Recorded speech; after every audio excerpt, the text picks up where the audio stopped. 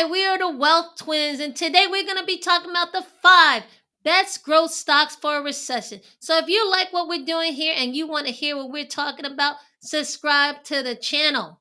Now, remember, if you haven't started investing yet and you're looking for a broker, click our link below for Mumu. You get free stocks when you put in $100. That is free stock, so you might as well take advantage of it. Now, let's jump into it, Nicole. What's your first pick? My first stock is a bit of a gamble. Some people might like it, some people might, but these are growth stocks that can go up or down, okay? And what we say is only our opinion, no buy, hold, or sell recommendations coming from this channel.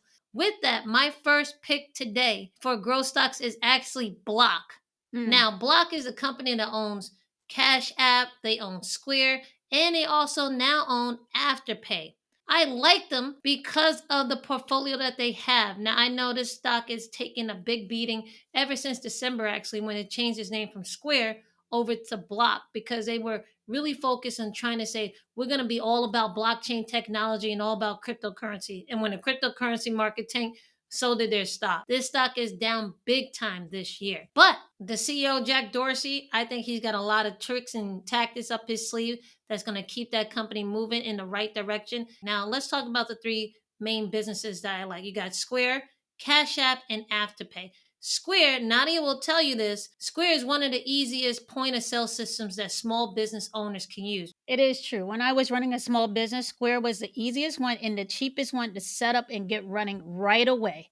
And on top of that, when they were giving out PPP loans and you couldn't get an application through the bigger banks, I was able to process my PPP application through Square and they made the process painless and seamless. The Cash App line I started using recently and I have no problems with it. Easy way to put cash in my account. I actually also have a Cash App debit card, which is linked to these special bonus, which they call boosts, that are coupons for different stores. Now I've been seeing that these coupons for stores has actually been increasing. So that to me means that they're building more relationships and trying to get customer loyalty for those stores. I think those relationships are going to turn out to be a big thing later on. I will Now, I will tell three, you this.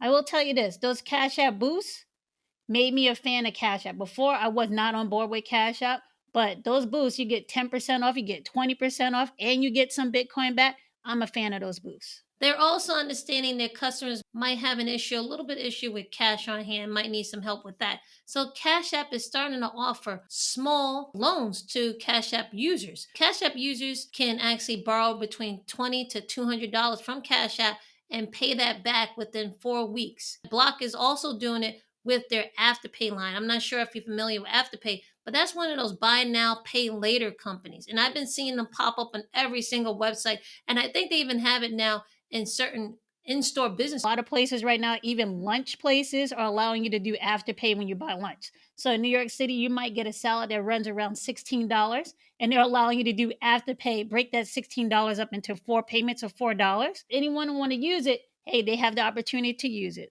I mean, it's getting people to buy more and it's getting people to pick the places they're going to buy from using this buy now, pay later. Now, the reason why it's a little bit of a gamble with that buy now, pay later, because that whole industry is getting a little scrutiny from the different bureaus because they are a little bit of an alternative to credit cards. But the problem with that is that they're not, these buy now, pay later agencies like Afterpay are not speaking to the credit cards and they're not Hmm. checking how many different Afterpay or buy now, pay later transactions these people are doing. So a person that Okay. doesn't have a typical credit card is not being stopped making purchases, multiple purchases under Afterpay. So therefore, you can have someone who might not have the best credit that's using Afterpay, and they might be opening up too many Afterpay lines out there, and they Okay. might default on those loans. So that's why I think it's a gamble, but I do think it's a good idea, and I think overall when it comes to Jack Dorsey and Block. They're thinking much more into the future, and I like to see where this stock is going to go. And right now, I think it's a good bargain. Block right now is trading at around $55, which is off its 52-week high of $270. My first pick is Spotify. Now, we are both picking tech stocks, and I know tech has been taken, like getting smacked in the market right now, but that's a good thing for opportunity because a lot of times these stocks were out of the price range for the average retail investor to buy. Now, jumping into Spotify. Spotify just announced this week that they're jumping into the audiobooks game. Now, if you know, the audiobook king is Amazon with Audible. My problem with Amazon's Audible is that it has a subscription price that you have to pay every month on top of purchasing the books. That never made sense to me. Now, Spotify is coming into the game and they're saying, look, you can buy a la carte. You can go buy the book when you want it, and then you don't have to pay a subscription. There are plenty of people who do, but they're adding this to the lineup of goods to make sure you stay on a platform longer. I think it's a good thing, and it adds into people using Spotify more often. Now, one of the two problems that I see with Spotify in the near future: one, they have a problem with taking care of hate speech on the platform and making sure they protect people from that. They're working towards that, but they can do a better job at this because a lot of white supremacy, a lot of racism, a lot of neo Nazi stuff, it's showing up on the platform. They have to figure out a way to make sure that people are following the guidelines when it comes to what you can post on Spotify. When they get Wow. that underhand, then I think they will be better going forward. Another problem I see is that if you notice TikTok, when somebody puts a new dance onto a song, that song tends to blow up. And then that person, if you like the song, then most likely you're going to go to Spotify and start streaming that song. That's great for now. But there are some talks right now that TikTok might be jumping into the music space. And I find that as a threat to Spotify because why would people Hmm. go to Spotify? Why would they not stay on TikTok? TikTok is dominating the social media game right now. If they jump into music, I see that as a minus for Spotify. But overall, I think it's a growth stock to look out for. Spotify right now is trading around $89, $90, and it's off of a 52-week high of $305.60. I don't think TikTok and Spotify are going to be that much of an overlap until TikTok starts bringing in an older customer base. I know Mhm, I'm not on TikTok. I know you're not on TikTok. And Spotify, I think a lot of us are on Spotify. So until that age range on TikTok mhm. starts getting creeping a little bit older, maybe like Instagram or Facebook, I don't think really TikTok and Spotify have that much of a user overlap. But if they Maybe get the into the parents are music paying for the space, TikTokers if they get into that music Spotify space, I think it's accounts. gonna change. It's funny now that you mentioned, TikTok and also Audible, because guess what? My next pick is actually Amazon. And the reason why I say Okay, TikTok and Audible is because one of the reasons why I like Amazon is because what they've done recently with their ebook return policy. Now, their ebook return policy used to be 7 days. Within 7 days, you can return a book. Now, you had TikTokers under the hashtag read and return that were okay. teaching people how to game Amazon in the Oh, really? ebooks. So I they'll need to teach look you how into to that. read the book real fast and then return it and get your money back. But when you actually read the book and you're using Amazon as a library, that's not cool because there's an author behind those books that gets paid when you That buy the is true. book, and then It they is take foul. that back. They take that money back when you return it. Now, Amazon has changed the policy to if you have read less than 10% of the ebook, you can get your money back. If you rate more than 10%, sorry, out of luck. So that right there, I believe, is going to be a good thing for authors and also revenue for Amazon. Another reason I like Amazon is because of the streaming business. Now I know people like to talk about Netflix and Disney Plus, but have you really seen, Amazon Game lately? They No. starting to, stepping up in the streaming business. I know Okay. I'm a Wheel of Time fan, and I I am normally would too. not look at Amazon I got Prime you hooked channels, on but that. Wheel of Time got me hooked, and I know they're doing the Lord of the Rings prequel, and they just, getting into it. Recently, they added Thursday night football. Now, Okay. with football, that is just a huge area, and they got an exclusive contract with the NFL to run Thursday night games. And the last Thursday night game, which was actually the premiere of Thursday night football on Amazon, they actually had more subscribers sign up than they did on Black Friday, than they did on Cyber Monday, and then they did on actual Prime Day. That's how Oh, many wow. people watch Amazon football on Thursday nights. So I think they got a big win with that, and I can definitely see that. And they actually got that contract up until I believe 2033. Third reason why I like Amazon is this: they use data. Okay, they understand the customers, and if they don't get the business right at the beginning, they're gonna keep working on it until they figure out a way to make the business work. And I Mm. don't know any company that is better at it than Amazon. So that's the reason why I'm picking Amazon. And Amazon right now is trading around $113, and that's off this 52-week high of 118. Now you might be saying, why is Amazon so low? I remember it was like $2,000 or so. That's because they did a split back in March. So if you think Amazon is going to continue to go up, it's a good time to buy them at $113. Well, I will say a lot of people think Amazon is the devil, but I believe that Amazon is here to stay, and I'm Look, one of their add the users. car, add the life. I'm part of that crowd. Add the car, add the life. I'm down with that. Next one I'm going to pick is Align Technologies, right? Align Technologies is the company that makes Invisalign. Now, this this company, they're taking a beating right now, but I think Invisalign is here to stay, and I think they have a lot of room to grow. And their stock is low right now, and it's off a high of like 6 times almost what it was before.